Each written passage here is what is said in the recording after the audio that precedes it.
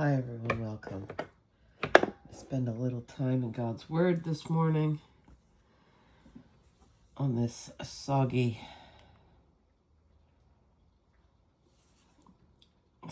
day here in the Lower Mainland. It is February 13, and apparently we are changing up where we're reading from. We were in Exodus, and they just finished building the tabernacle in Exodus, and now we're going to jump into Leviticus for about a week or so. And we're going to see where this takes us. This is new to me, a new way of reading the Bible. So, here we go. We're still in the Christian Standard Bible, but today we're going to be reading Leviticus chapters 1, 2, 3, and 4. Let's do it.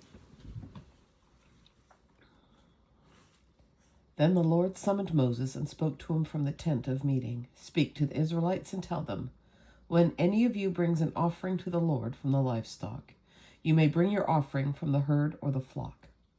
If his offering is a burnt offering from the herd, he is to bring an unblemished male. He will bring it to the entrance to the tent of meeting so that he may be accepted by the Lord. He is to lay his hand on the head of the burnt offering so that it can be accepted on his behalf to make atonement for him. He is to slaughter the bull before the Lord. Aaron's sons, the priests, are to present the blood and splatter it on all sides of the altar that is at the entrance to the tent of meeting. Then he is to skin the burnt offering and cut it into pieces.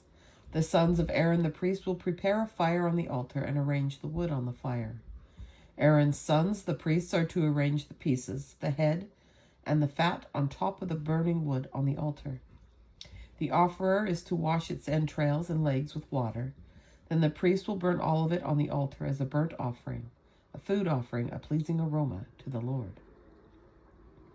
But if his offering for a burnt offering is from the flock, from sheep or goats, he is to present an unblemished male. He will slaughter it on the north side of the altar before the Lord. Aaron's sons, the priests, will splatter its blood against the altar on all sides, and he will cut the animal into pieces with its head, its fat, and the priest will arrange them on top of the burning wood on the altar. But he is to wash the entrails and legs with water, and the priest will then present all of it and burn it on the altar. It is a burnt offering, a food offering, a pleasing aroma to the Lord. If his offering to the Lord is a burnt offering of birds, he is to present his offering from the turtle doves or young pigeons. Oh, no chickens, huh? Then the priest is to bring it to the altar and will twist off its head and burn it on the altar. Its blood should be drained at the side of the altar, and he will remove its digestive tract, cutting off the tail feathers, and throw it on the east side of the altar at the place for ashes. He will tear it open by its wings without dividing the bird. Then the priest is to burn it on the altar on top of the burning wood. It is a burnt offering, a food offering, a pleasing aroma to the Lord. When anyone presents a grain offering as an offering to the Lord, it is to consist of fine flour. He is to pour olive oil on it, put frankincense on it, and bring it to Aaron's sons, the priests. The priest will take a handful of fine flour and oil from it, along with all its frankincense, and will burn this memorial portion of it on the altar, a food offering, a pleasing aroma to the Lord. But the rest of the grain offering will belong to Aaron and his sons. It is the holiest part of the food offerings to the Lord. When you present a grain offering baked in an oven, it is to be made of fine flour, either unleavened cakes mixed with oil or unleavened wafers coated with oil.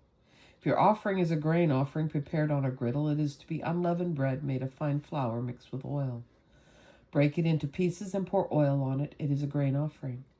If your offering is a grain offering prepared in a pan, it is to be made of fine flour with oil. When you bring it to the Lord, the grain offering made in any of these ways, it is to be presented to the priest, and he will take it to the altar. The priest will remove the memorial portion from the grain offering and burn it on the altar, a food offering, a pleasing aroma to the Lord. But the rest of the grain offering will belong to Aaron and his sons. It is the holiest part of the food offerings to the Lord. No grain offering that you present to the Lord is to be made with yeast, for you are not to burn any yeast or honey as a food offering to the Lord. You may present them to the Lord as an offering of first fruits, but they are not to be offered on the altar as a pleasing aroma. You are to season each of your grain offerings with salt.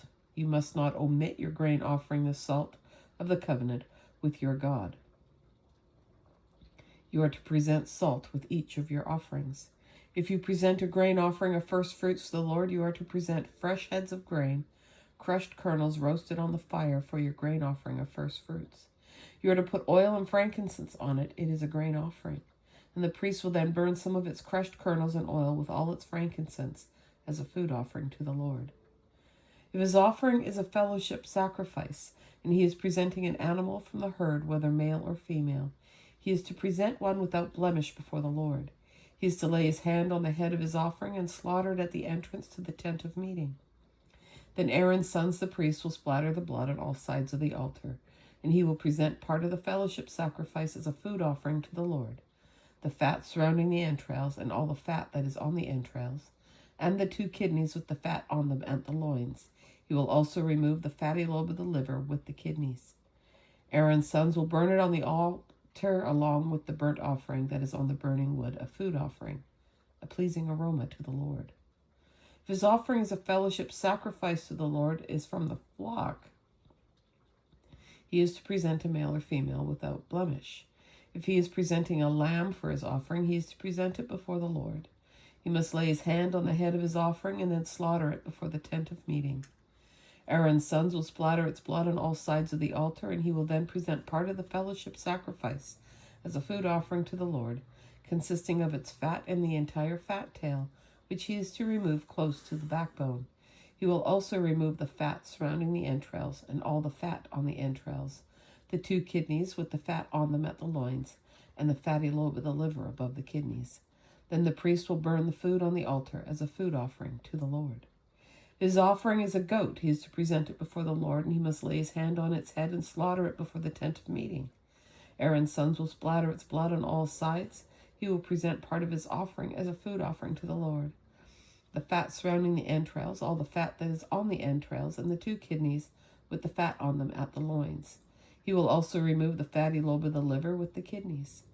Then the priest will burn the food on the altar as a food offering for a pleasing aroma. All fat belongs to the Lord. Praise God. This is a permanent statute throughout your generations. Wherever you live, you must not eat any fat or any blood.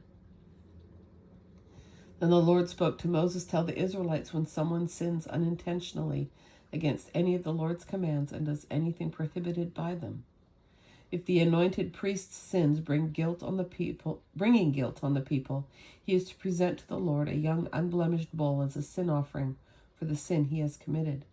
He is to bring the bull to the entrance to the tent of meeting before the Lord, lay his hand on the bull's head and slaughter it before the Lord. The anointed priest will then take some of the bull's blood and bring it into the tent of meeting.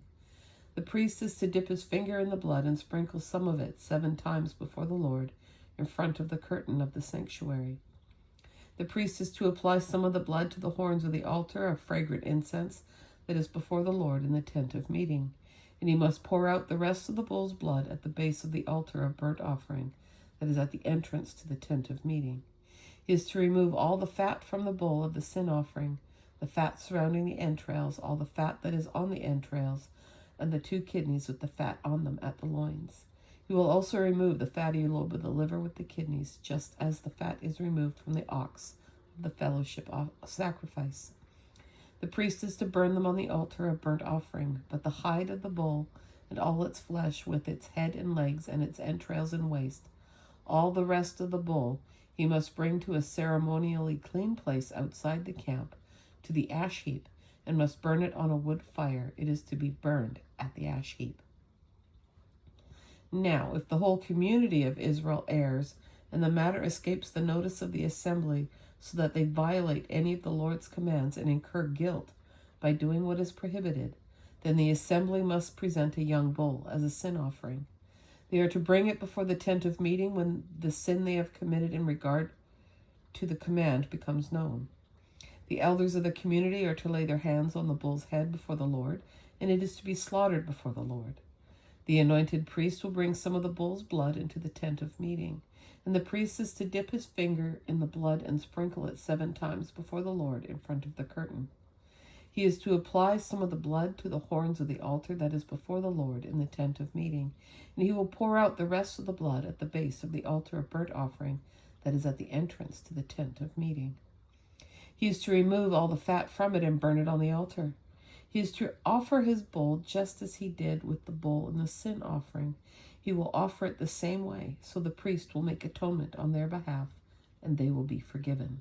Then he will bring the bull outside the camp and burn it just as he burned the first bull.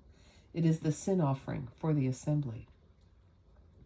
When a leader sins and unintentionally violates any of the commands of the Lord his God by doing what is prohibited and incurs guilt, or someone informs him about the sin he has committed, he is to bring an unblemished male goat as his offering. He is to lay his hand on the head of the goat and slaughter it at the place where the burnt offering is slaughtered before the Lord. It is a sin offering.